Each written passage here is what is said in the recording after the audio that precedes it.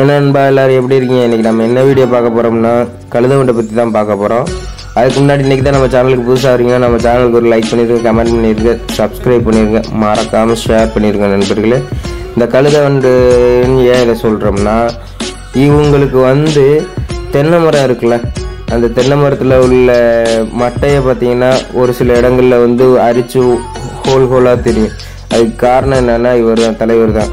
ஏன்னா இவர் ஆரம்பத்திலேயே அந்த தென்னை குருத்தில் போய் உட்காந்து என்ன பண்ணுவார்னா எல்லாத்தையும் கொஞ்சம் கொஞ்சமாக பிரித்து மேய்ஞ்சிடுவார். அப்படி பிரித்து மேய்ஞ்சதுக்கப்புறம் என்ன பண்ணுவார், அதில் ஒன்றுமே இருக்காது.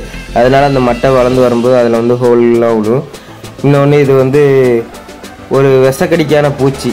இது நம்மளை கடிச்சிச்சுன்னா அந்த இடம் பொறிஞ்சிக்கிட்டு ஒரு மாதிரி நீர் கோர்த்துக்கிட்டு இது பண்ணிக்கிட்டே இருக்கும். இப்போ இது பூச்சியை பார்த்தோம்னு வைங்களேன், ஒரு கருப்பு காண்டாமிருகம் மாதிரியே இருப்பார். அது தலையில் பார்த்தீங்களா எப்படி ஷீல்டு, ஒரு ஒத்த கொம்பு, அந்த தலை சேப்பை ஒரு வித்தியாசமாக காண்டாமிருகத்தை பார்த்த மாதிரியே இருக்கா. இன்னொன்று இது உடம்புமே நல்லா பருமனாக இருக்குது, கொழுன்னு கொழுப்போட.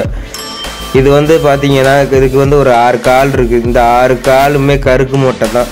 இதை வச்சு தான் அது எல்லா மரங்களில் உள்ள எல்லாத்தையுமே தொலை போடுது.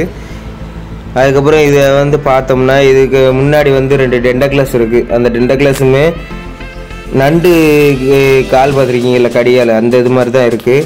இதை பார்த்தாலே உங்களுக்கு தெரியும். இப்போ இந்த பின்சேப்லேருந்து பார்க்கும்போது ஒரு காண்டாமிருகம் இருந்தால் அப்படி இருக்கும், அந்த மாதிரி தான் இருக்குது. இது நாங்கள் கழுதை வண்டுன்னு சொல்லுவோம். உங்கள் பக்கம் என்ன சொல்லுவீங்களோ அதை நம்ம சேனலுக்கு சொல்லிடுங்க.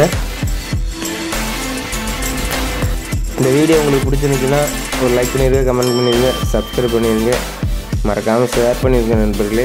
அடுத்த வீடியோவில் சந்திப்போம்.